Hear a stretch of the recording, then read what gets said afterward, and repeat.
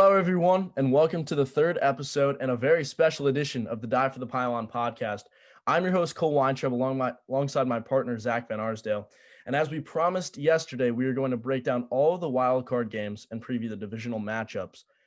But before we get into this, Zach, I know you're a Red Sox fan, and I have some pretty awesome news for you. Earlier today, the world found out that DJ LeMahieu was signing a 6-year, $90 million extension coming back to the Bronx, and they just acquired Corey Kluber. I know I'm thrilled. Well, maybe not about the $11 million headed to Corey Kluber's name, but how do you feel about this? I'm interested. The Red Sox kind of suck right now, to be honest. So we're not really going to win a World Series for probably 1 or 2 years. Wow. But the Yankees are choke city, as like to call them. They should have won a World Series at least once in the last 2 or 3 years, but they couldn't. So I don't think they're going to win it with these two. So I guess we'll find out though. Well, besides the fact that we got cheated out of one, but that's fine. Enough with this jibber jabber. Let's get right into the wild card round. I mean, there was a lot of games, a lot of good games, close too. I think all of them were within 2 touchdowns, which was fun to watch. So let's first look at the Colts and Bills game. The Bills took the W, 27-24. I thought we both thought the Bills were going to win this football game, and it was actually a lot closer than I thought. So let's take a deeper look.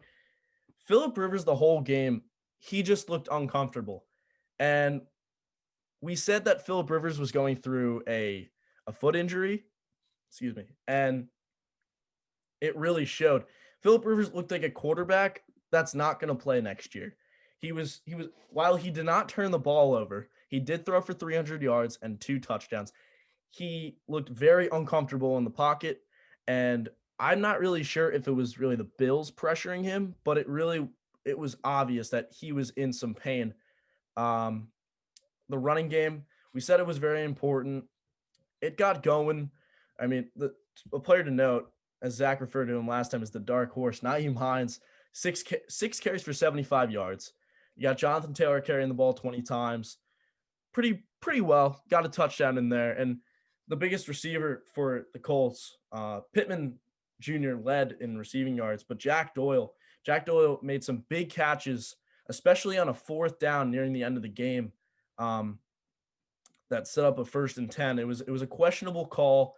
They challenged it, but they did keep the ball, and Phillip Rivers had one last shot. I was actually pretty surprised that they did not bring in Jacoby Brissett to throw that last pass, because I remember a couple years ago when Andrew Luck was still their quarterback, they brought in Brissett to throw some deep balls, and that actually worked quite well for them. But it was Rivers. Is this the last of Phillip Rivers? We're not really sure. But on the other side, Josh Allen, 26 of 35 passing, over 300 yards and 2 touchdowns, carried the ball more than any running back on the Bills. They did lose Zach Moss. He's going to be out for the rest of the postseason, but they did sign Devontae Freeman off the Giants practice squad. I doubt he has any impact during the remaining games. Singletary only carried the ball 3 times. Allen carried it 11 times for 54 yards and a touchdown. It really didn't seem like the Colts had any chance of stopping Allen. The whole game, he was in control. Stephon Diggs, as we expected, 6 catches, 128 yards and a touchdown. He's really proving that he is one of the best wide receivers in the NFL. I think he's in my top 6.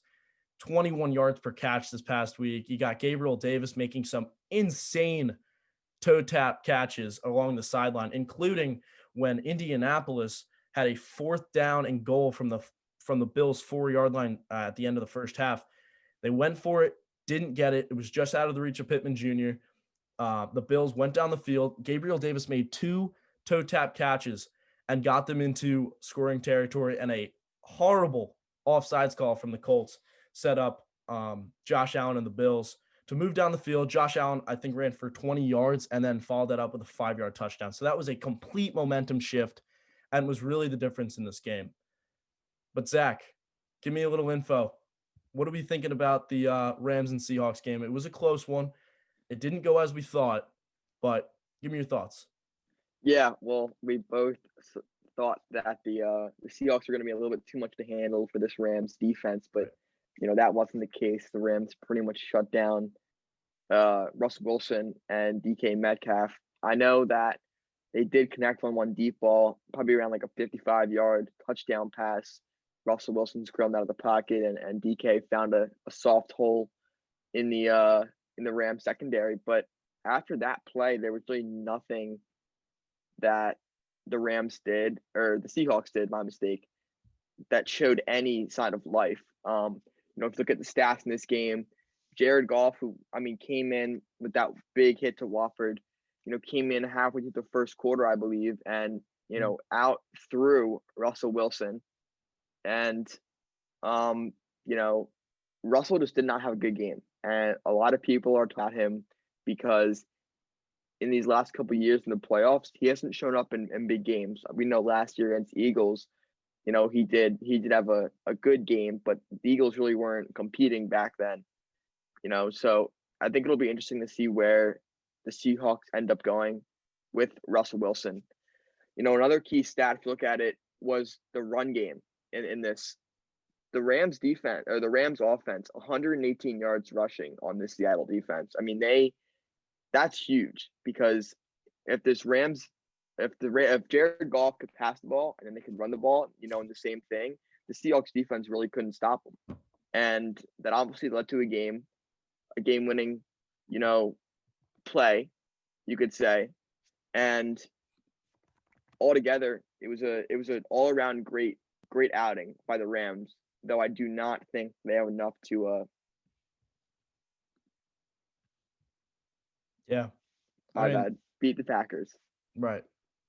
Yeah, I'm going to have to disagree with the Russell Wilson point. Russell Wilson, through the years, he stepped up in the biggest games. He's already gone to 2 Super Bowls, and he should have 2 Super Bowl rings. So I don't really think it's really Russell Wilson's problem.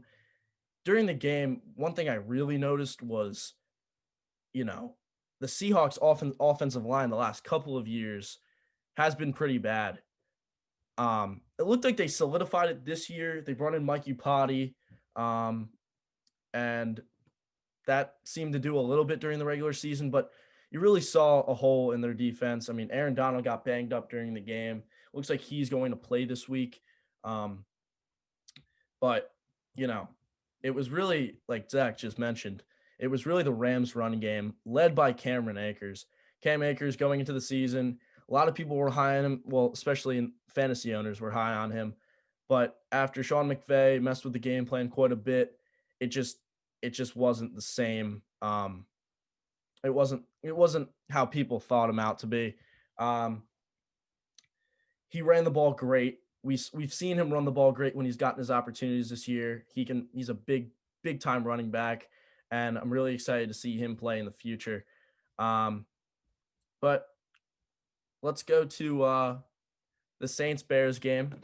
While I don't have Nickelodeon in my house, I know the game was on Nickelodeon. It was an interesting broadcast led by Iron Eagle's son, Syracuse alum. What's up? And, it wasn't a very exciting game, in my opinion. The Bears looked lost almost the entire game. And I didn't really see how they really had any chance. And it wasn't that the Saints played amazing. The Saints didn't. They only put 21 points up. It was enough to win the game. So I can't fault them for that.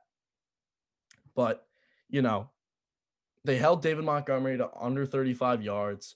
Kamara looked pretty good. Taysom Hill did get banged up.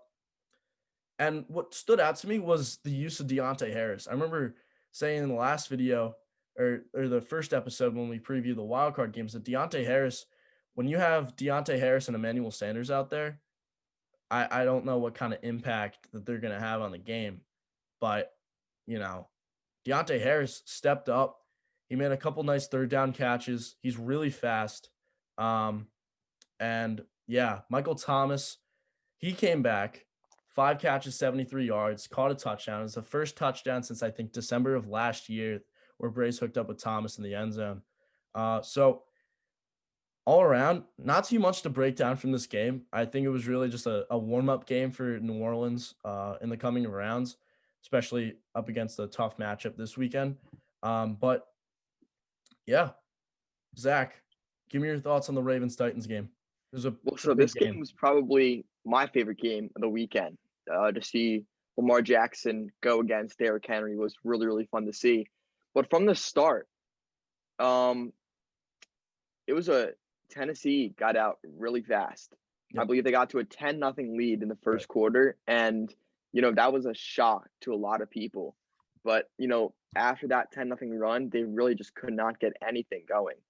The final score of this game ended up being 20-13, so to score 3 points after the first quarter was definitely a letdown.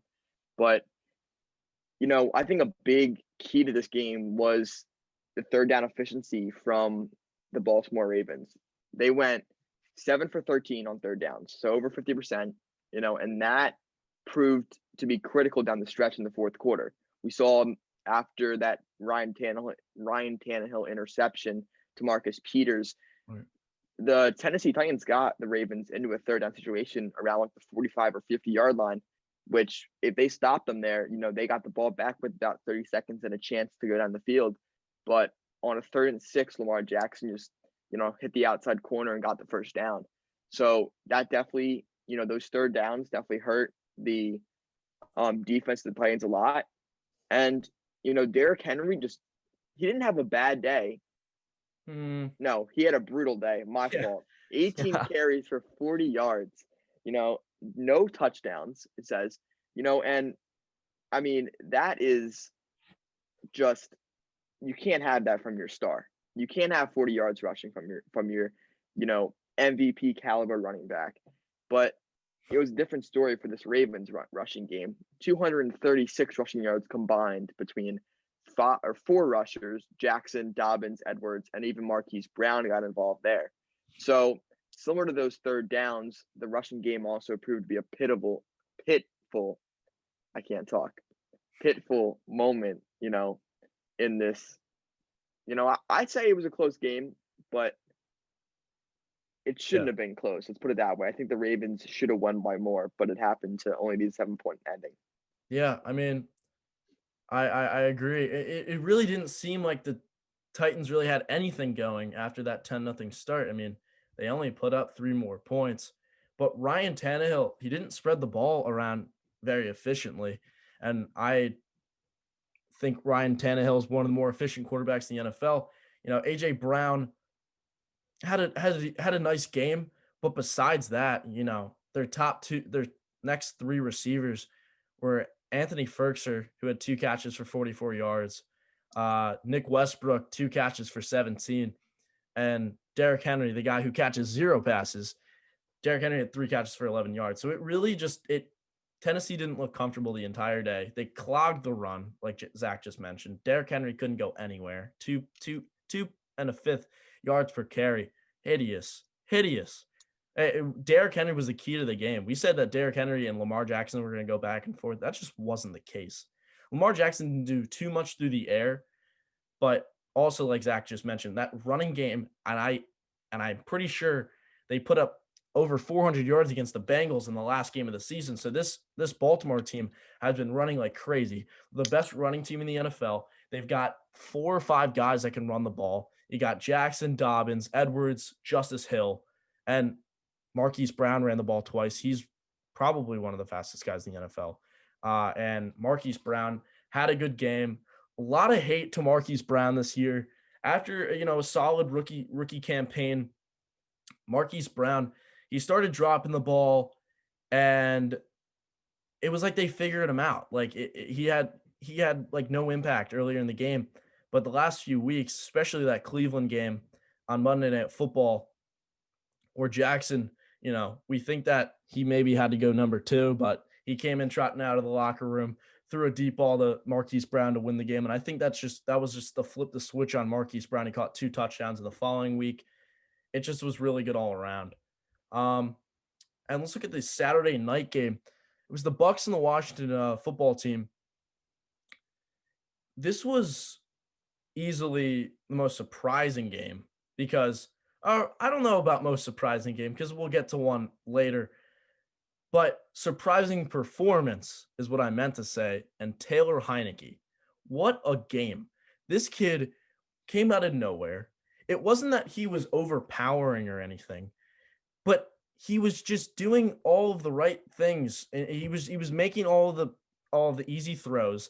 He was taking advantage of the defense. He ran the ball for 46 yards on 6 carries, threw for over 300 yards and a touchdown, which was a great throw into the corner of the end zone. I believe it was Steven Sims. Yes, Steven Sims caught the touchdown. Taylor Heineke went into the locker room banged up. It looked like they were going to bring in rookie Steven Montez from Colorado, but came back out of the locker room and brought uh, Washington right down the field. And I'm pretty dang sure that that was the drive where he ran to the left, evaded the Dive tackle, for the pylon. and dived for the pylon. Taylor Heineke was the first dive for the pylon member, and I'm very proud to say that because it was an awesome run. I think on Twitter I think I said Taylor Heineke is Superman. I think that was my exact quote. It just was a really fun game to watch, but it just wasn't enough to beat the Tampa Bay Buccaneers. Tom Brady, very clean game, maybe not the most efficient, but 22 of 40 for 381 yards and two. It was surprising. I actually started watching the game a tad bit late. Looked like Ronald Jones on the first drive and on the first couple of plays injured himself. So, excuse me. Leonard Fournette took over the duties. He carried the ball 20 times for 90 yards, like 5 yards per carry, and a touchdown. So we really saw the Leonard Fournette that we know. And it played a big role in the game because when Leonard Fournette's on, he's hard to tackle to start with. And nearing the end of the game, I mean, Leonard Fournette was running crazy at the very end of the game because the defense is already tired, and Leonard Fournette's just a guy that can just keep on tiring you out, and he outlasted them. Um, so the injury to Ronald Jones didn't really hurt Wasn't Tampa much Bay of in a my factor, I opinion. would say. Yeah, it was a complete non-factor, like you just said. Um, but in the air, someone who I drafted on my fantasy playoff team, I was very happy about this. Someone who I didn't think I was going to have any chance at doing anything, but Cameron Brate. He had a touchdown taken away, but 4 catches for 80 yards. He was there on some like I've been mentioning, some big third downs. He was making some big plays over the middle. Mike Evans continuing his awesome season, 6 catches, 119 yards. I really like the Evans Brady combo. I feel like that's been the best combo so far in Tampa.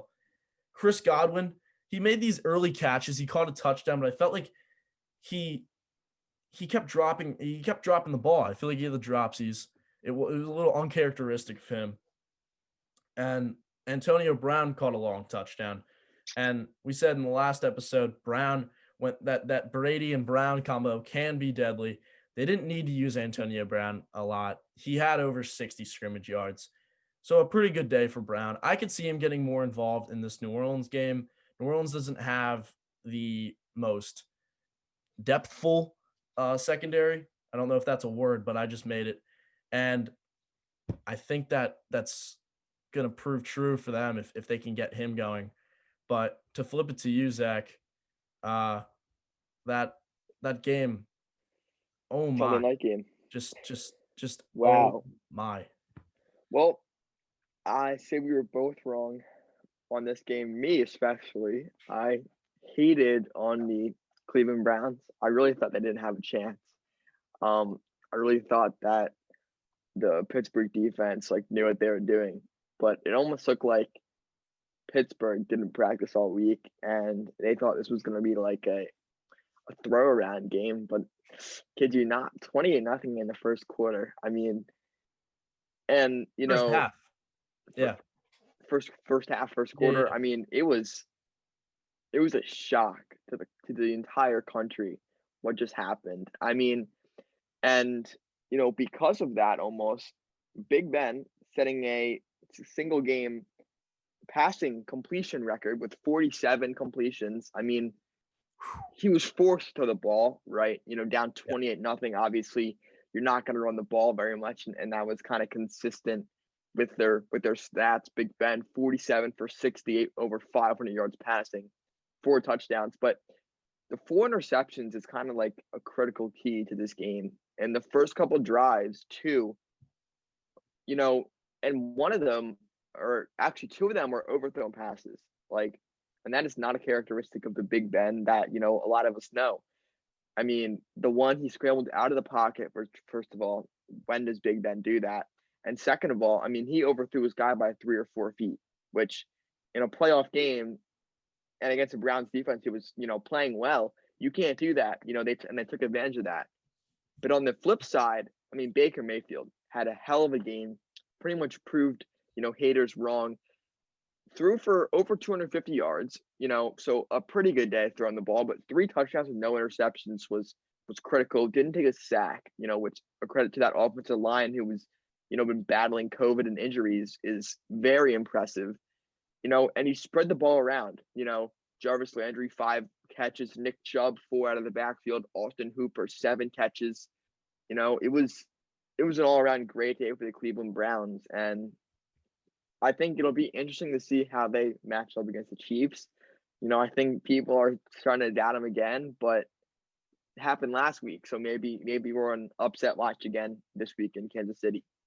Yeah, I mean, I'm not sure, and I'm not gonna make any I'm bold not going to say predictions, anything, but but if it does happen, we'll remember this part of this podcast. I mean, that would be I'll say that if it does happen, I'm not sure how surprised I would be, just because Kansas City, obviously they got an extra week to prepare, but I'm not sure Kansas City played that well down the stretch. So Cleveland's riding high with a big win obviously against Pittsburgh. So maybe that confidence gives them a tiny boost. But yeah, it was really that game down the stretch when they played Atlanta, and Atlanta had the chance to send AJ Terrell dropped an interception in the end zone to seal the deal. The Chiefs moved the ball down the field, scored a touchdown, and then Younghoe Koo, that's probably the greatest name in NFL history. Come on now.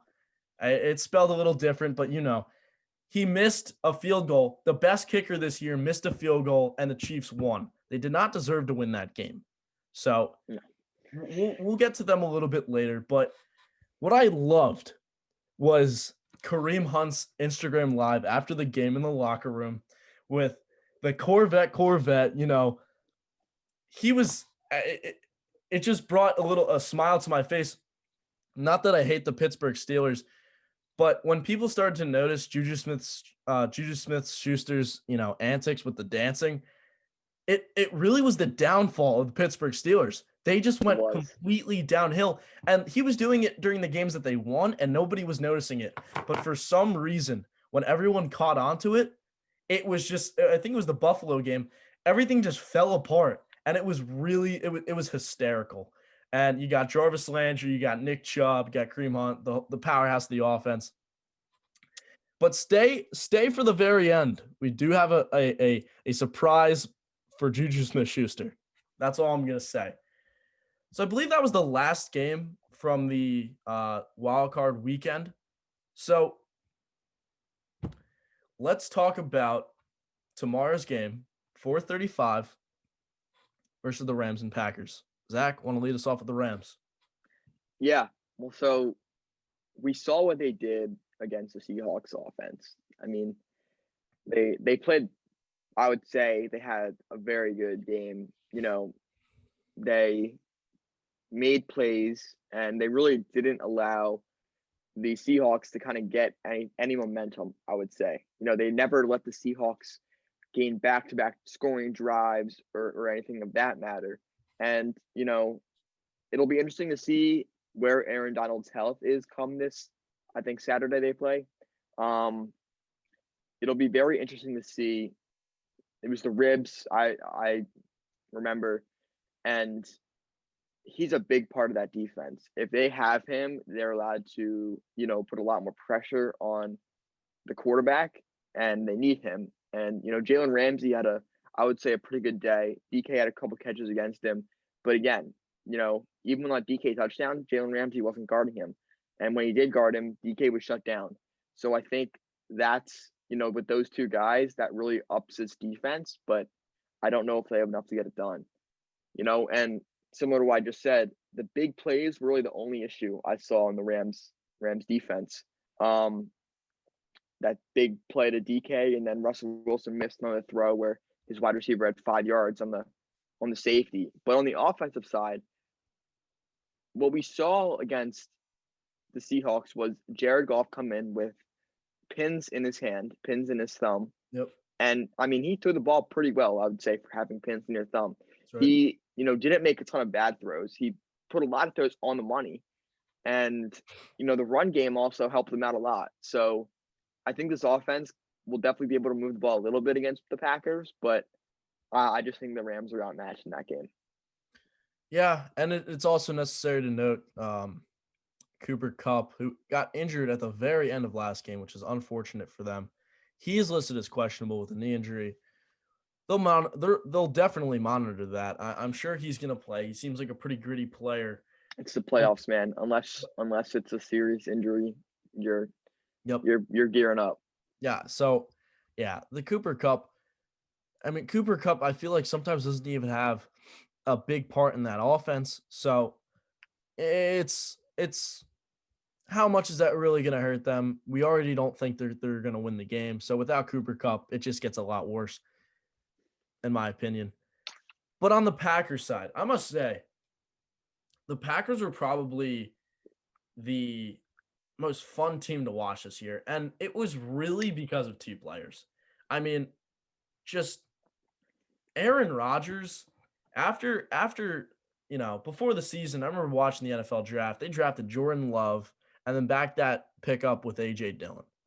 And I'm scratching my head. I'm like, what's going on with Aaron Rodgers in the Green Bay Packers to the point where they drafted a quarterback in the first round and drafted another running back when they already have Aaron Jones, who led the NFL in touchdowns last year? Didn't make any sense to me. But they gave Rodgers a time slot. You're here for, I think it's 2 more years, including this year, so 1 more after this one. And they gave him no receiver help. Adams stepped up, obviously, but behind Adams, you got Marquez Valdes-Scantling, you have Alan Lazard, and Big Bobby Tonyan, Robert Tonyan, who led the NFL in a catch rate this year, minimum, I believe, 60 catches. I mean, Aaron Rodgers used everything that he had, but really it was Davante Adams. Davante Adams, I don't know how to describe it. He's awesome. He's just awesome. Since he's always I remember open. watching what? He's always open, I would say. Yeah, he's always open. Every And play. even when he's not, he still catches a touchdown. It's crazy. I remember watching Davante Adams when he was younger, and he was nothing like this. He was a klutz out there. He was dropping passes, but now he's a totally different guy. This season, 115 catches, 1,374 yards, and 18 touchdowns. 18 touchdowns. No corner could cover this guy this year. It was insane. He just dominated everyone, just like Devontae Smith the other night. It was just like a year full of Davante Adams just murdering secondaries. I think a big part of this offense is Aaron Jones. Wearing the jersey right now. That's not the point. Aaron Jones, when Aaron Jones plays well, it just adds another. He's a dynamic running back when he's given his opportunities. Aaron Jones can just make a big he's a big time player. He can break off a run for 60 yards. I remember when he did it to your Philadelphia Eagles at the end of the game to that was rough. Stab their hearts out. But Aaron Jones is a great running back. If he can get involved in this game, it just adds another component to the Packers offense. And it's already got a lot of components with Rodgers, Adams, Tonyan, etc. And it's not only Aaron Jones in that backfield. It's Jamal Williams and it's A.J. Dillon. Jamal Williams has had a pretty good season, I must say. Filling in for Aaron Jones for a few games, backing up Aaron Jones. Sometimes it seems like Jamal Williams is getting more carries than Aaron Jones. And A.J. Dillon, who they drafted, I just mentioned, in the second round, he looks like a player. I think they refer to him as Quadzilla. I think I saw that on his TikTok. He's just a big guy. And in the last game of game against the Titans, he had over 130 yards and 2 touchdowns. So he's definitely a player to look out for in this game. I think around the goal line, maybe. And the Packers defense is ranked 22. I feel like this defense is the same every single year. This defense doesn't change. Like, I feel like it's pretty stagnant. They may add players every year. They may lose some players like Blake Martinez, who went to the Giants. But it's really just the core players that stay the same. You got Jair Alexander, Preston Smith, Zadarius Smith, the Smith brothers, not actually brothers, but you know what I mean. I don't know if if that defense is good enough to win the Super Bowl, but I do think it's good enough to lock down this banged up Rams offense. So the Packers are 6.5-point favorites. I think they win by more than 7. I think they can win 24-14 if I'm just going off the top of my head. I think that's a fair score. And yeah. So let's move on to the next game. This game's going to be played tomorrow at 8:15. You got the Ravens and the Bills. Zach, lead us off with the Bills. Well, the Bills come in 2.5-point favorites. I think they will beat Lamar. But the weather right now in Buffalo is looking like this game could be played in the snow. And I think that's going to be critical because in an interview, Lamar Jackson has said that he has never played a game in the snow. So right there, that points to possibly an issue with he already is a, weaker passer. We've seen that. But I don't know if he can throw if he can run the ball that much. But let's focus on the Bills side of this. The Josh Allen and Stephon Diggs. We saw it last week a little bit, but that's going to be another big connection, in this game. Obviously, the Ravens defense stepped up last week, but I think that Josh Allen and, Josh Allen's on a roll right now, in my opinion. He's ready. He's going to carry this Bills team, for a long time. I think he's going to lead them to a Super Bowl this year, in my opinion. And I find it hard for this Ravens defense to stop him. We saw it against Indianapolis. He ran the ball. I think it was like 11 rushes, maybe, but he is going to run the ball. And especially if they're in the snow, watch out for that even more. And he's an underrated running quarterback, because his arm power is so great. People look at him more of a deep passer, but he's mobile, as much as some of these other quarterbacks in the league are. But other than that, I think this game will probably be the closest game of the weekend if I'd have to choose something. Okay. Maybe Bucs Saints. Maybe a Bucs Saints. I'll give that one a go. But I think this will be a fun watch. I think it'll be a good quarterback battle between Josh Allen and Lamar Jackson. Defensively, with Tre'Davious White, as a cornerback, he should shut down, I would say, Marquise Brown, most likely, which obviously kind of takes away, again, that passing game for Lamar Jackson. But I think this game will come down to offense. I think it's going to be who's going to score the most points. I mean, obviously, they win that game, but who's going to score most efficiently? I think touchdowns are going to be, a big thing. What defense holds them to a field goal could be a deciding factor. So, after that, I think the Bills are going to win this game. Yep. I mean, I'm going to agree with you, the Bills winning the game. But it's you have to look at the Ravens. The Ravens have come on strong at the end of the year. You mentioned the snow. Usually in the snow, you don't see a lot of much. You don't see a lot of running. You don't see a lot of passing. It's really just a balance because, with the snow, it depends on how windy the game is. I'm not really sure about that, but it's definitely going to be interesting. The Ravens, I mentioned earlier, they've been running the ball like crazy. That Bills run defense is not good whatsoever. I don't know how they're going to contain Lamar if, he's able to use his legs a lot. Even if Tre'Davious White is locking him up in the pass game, you still have Mark Andrews, and Mark Andrews is the X factor here. Mark Andrews has had sort of a down season. I think it's because the Ravens have ran the ball so much this year. They ran it a little bit less last year when they didn't have J.K. Dobbins, but I think if Mark Andrews can show up in this game, I don't think the I don't believe the Bills have any great coverage linebackers. I think Andrews is a mismatch in this game. I think Andrews has a big impact on this game. Marquise Brown said it before. Been getting he looks like himself. He looks like the player last year. He's going to have a step on Tre'Davious White. Tre'Davious White is not the fastest corner, but I think White's going to step up in this big game. And on the flip side, on the other side of the ball, they locked up Derrick Henry. They shut him down. So can they do the same against the Bills? And that's a question that I'm not really sure. I'm really not sure about that. And it's only because it's a different running back. It's Josh Allen. Josh Allen's a big guy. I mean, Zach just said it. He has sneaky legs. I mean, the arm is really what profiles him, but it's the legs that really, balances him as a player, honestly. When Josh Allen can run, he will. The Bills don't have a running back that's going to overpower.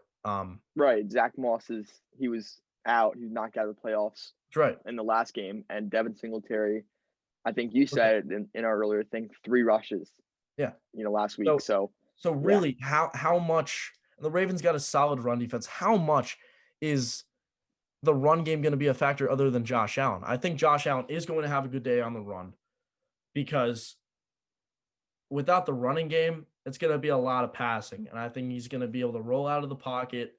If he doesn't have anyone, he's just going to take off and he's going to pick up big first downs. But the Ravens need to contain him. They need to throw a quarterback spy. They need to move laterally across the field and stop that from happening. I have the Bills winning. If I have to do it off the top of my head, I got the Bills winning 21-17. I think it's a fair prediction. I don't think it's going to be a very high scoring game because the weather conditions you don't really yeah, I see. looked it up. The wind it's supposed to be 20-mile-per-hour winds. Okay, so I mean, So I think Justin Tucker can hit any field goal, so it doesn't really matter what the win for him. I guess maybe it does, but that's definitely a factor. I mean, if neither team can kick the ball, then it's going to be a lot of punting. I know that's a form of kicking, but there's going to be a lot of punting in 50-yard range situations, and it's going to make the game a little more, strategical, and I like that. And it's going to be on tomorrow night, 8:15. I think NBC. Hopefully it's Al Michaels and Chris Collinsworth. All right, so let's look at the Sunday games. I mean, we just talked about the Browns.